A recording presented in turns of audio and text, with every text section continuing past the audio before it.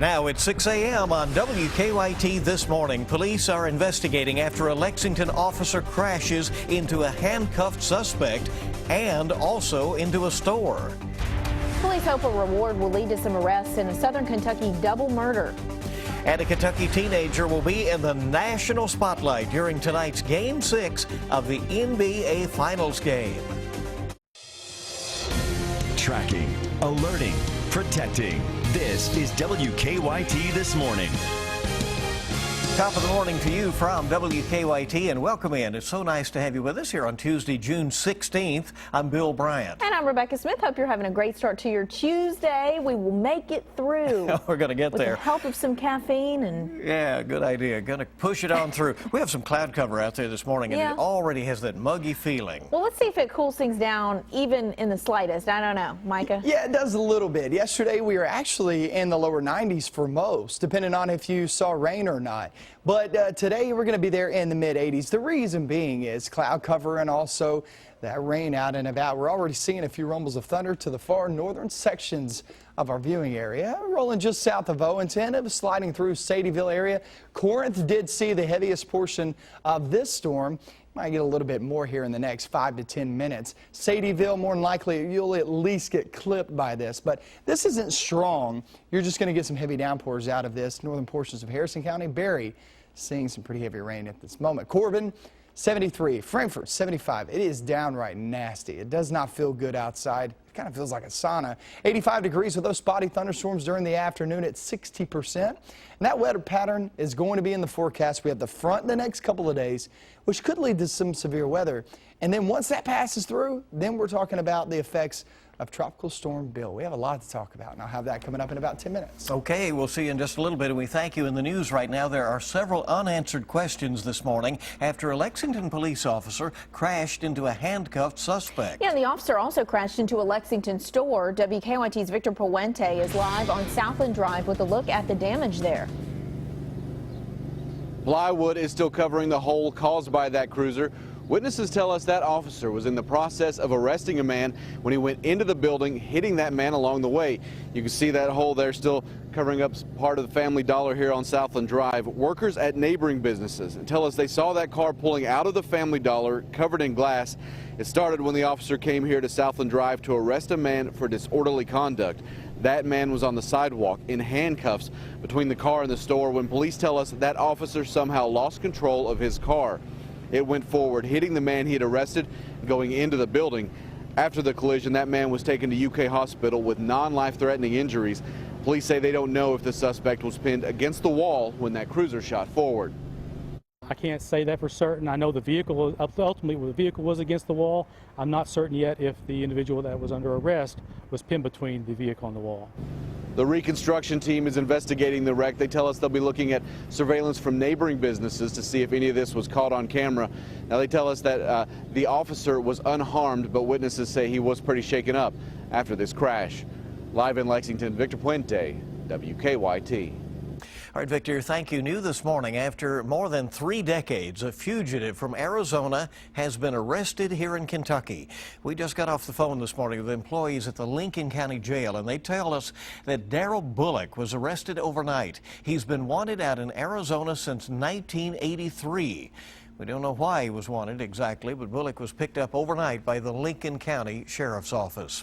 Investigators are hoping to catch a break in a double murder case in Laurel County. Donnie and Sharon Jackson were found dead in their burning home back in March.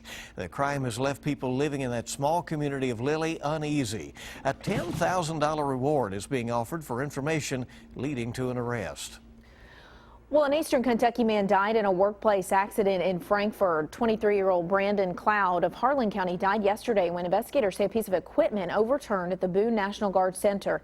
Another man was critically injured and flown to UK Hospital. We're told both men are civilian contractors who were installing siding on an aircraft hangar at the time. A death investigation is underway in Bell County. Police say 38-year-old David Mason was found dead yesterday in the woods behind his home in the RJ community. Right now, police are not sure how he died. Investigators in Lexington and in Richmond are trying to figure out if a pair of burglaries targeting veterinary clinics are connected. In the last few weeks, police say 2 clinics have been broken into. The owner of the clinic in Richmond says the burglars stole prescription pet medicine. Lexington police are looking at surveillance video from both crimes. Time is running out to apply for federal assistance for flood damage. You have until June 30th to apply for a disaster loan through FEMA or the Small Business Administration if you're eligible. Federal leaders say money is available for April's flood victims in Bath, Bourbon, Franklin, Madison, Rowan, and Scott counties. The federal government has set aside nearly $6 million for Kentucky flood relief. I love this story, a character of a little girl here. The NBA will, the finals could be decided tonight, and a Johnson County teenager will be there to sing the national anthem. You got to check this girl out. She is so funny. Marlena Van Hoos will perform tonight in Cleveland before Game 6 between the Cavaliers and Golden State Warriors. The Warriors lead the series 3-2. Van Hoos, who was born blind, says she's not nervous about singing tonight. Woo! I like the announcer. I mean, he's a character. Cleveland, it's time to get on your feet. Let's meet the starting lineup for your Cleveland Cavaliers. Wow. What about that? Not shy, that one. Very cute. Van Hoos has performed in front of large crowds many times, both here in Kentucky and around the country. All right, obviously she enjoys the stage, right? Yeah, that is very neat. Good luck to her tonight. Quite a performer. Well, big news for UK students, staff, and faculty. Getting to and from campus about to get a whole lot easier. And cheaper, that's the deal. Today, UK and Lextran are announcing a new partnership, and WKYT Sean Moody is live to explain what it will mean for thousands of people. Hey, Sean, good morning. Good morning, Bill and Rebecca. Well, UK has been holding forums over the past few months to get public input on how to make it easier to get to and from campus. If you've spent much time there, you know it can sometimes be a challenge to find parking. Through this new program, you could just leave your car at home. UK and Lextran will announce the U-Pass program later this morning on campus. It's part of UK's Master Transportation Plan. Starting on July 1st, UK students, staff, or faculty can ride any Lextran route for free when they show a valid UK ID. They're hoping that'll make it a little easier to get around. Now, UK is also adding about 1,000 new parking spots across campus at Commonwealth Stadium, Reynolds Lot, Linden Walk, and Rose Lane. UK officials say their parking permits will go up by about $1 a month. Live in Lexington, Sean Moody, WKYT. Now, your zone-by-zone forecast with meteorologist Micah Harris and First Alert Defender.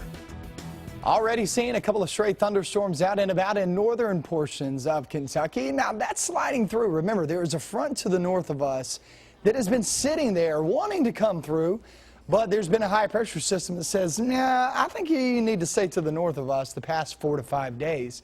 Now that has since sunk southbound, and now we'll start to see that front sink southbound too. Let's talk about what's going on at this very moment on Defender. Pretty heavy downpours near the Corinth area. Downtown Corinth, you'll get it here in the next 5 minutes, max out of that. So give it another couple of minutes and you'll start to see that. Barry still seeing some of that rain. Sadieville getting in on the mix in northern portions of Sadieville. Southern portions not really seeing that. So it's kind of on that county line of Grant and Scott County, sliding eastbound. Cynthiana, more than likely you'll be seeing this here in the next 30-45 minutes as it slides over toward Highway 27. That's where we're seeing kind of some of that moderate rain. Mount Olivet, you'll pick up on some rain. It won't be much, but it'll be some rain here in the next 30 minutes or so. Mount Sterling at 73. Check out Moorhead, 77 degrees. It does not feel good outside. When you step outside, it feels more like a sauna. And believe this or not, it's actually warmer outside at this very moment than it was in my house this morning. And I believe that's the case for most of you. So you will feel it once you step out the door. Going in toward the afternoon, noon to about 2 p.m., you'll start to see things really pop. That's when you'll start to see some scattered thunderstorms out and about. And it really becomes pretty widespread as we get into the afternoon hours. We're talking about 60%. Off into the evening, I'll give it a 40% chance. But that front glides over us, and when that happens throughout the night and into the morning hours, you can still expect some rain. Today's storm threat. Notice I didn't say severe weather threat. Could there be a possibility of an isolated cell? Yes, but most of this would just be some strong thunderstorms rolling through. that marginal risk. Marginal meaning the less likelihood that you actually see some of that rain or some of those chances of severe weather. Tomorrow's severe weather threat, there's a slight risk, I would say, from Richmond and work your way back towards Salyersville and then over towards, say, the BG Parkway and northbound. That is your best opportunity. As that front sinks farther south, you'll get a better chance of actually seeing some of those thunderstorms. So damaging winds, severe hail, heavy rains, that's what you're going to be seeing for tomorrow. Now let's go into Thursday, Friday, and off into Saturday. Here you go. That low pressure system turns into a low pressure system. Remember, Tropical Storm Bill will not be Bill when it gets here. When it gets here, it'll be just your regular low pressure system, but the swath of rain, I mean, you're talking about some pretty substantial rain. This is 4 to 6 inches right here. Then we're talking about half an inch to an inch right there. So if this thing sags southbound just 50 to 100 miles, which is a possibility, you got to remember, and I've tracked several hurricanes just being down toward central and southern Alabama. Watching those come on the coast, when they're in the water, you got to remember that there aren't many observation sites in the water. When they get on land, then the models start to get a better handle on it. So we'll really nail down that forecast here in the next couple of days on how it will affect you. And like I said before, it's not a question of will you see rain out of it? It's a question about how much rain are you going to be seeing, because it could be a substantial amount. It looks like we get to that Friday, Saturday time frame. Have you ever tracked a storm named Bill? No. Yeah. That's a bad boy right there. I tell you what. Old Bill. Looks like it. All right. Yeah. Every morning we bring you weather and traffic together, and here's Officer Don with a look at what's happening out there on the roads. Good morning, Don. Hey, good morning, gang. Well, no wrecks on the circle. That's great news. And we just checked the north side to kick things off this morning.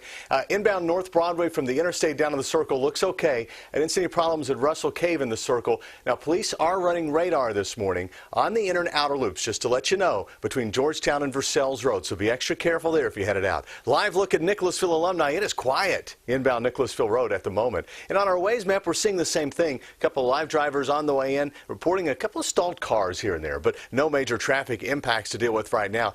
Even at Clays Mill and Wellington through the construction zone there, it looks like we're clear.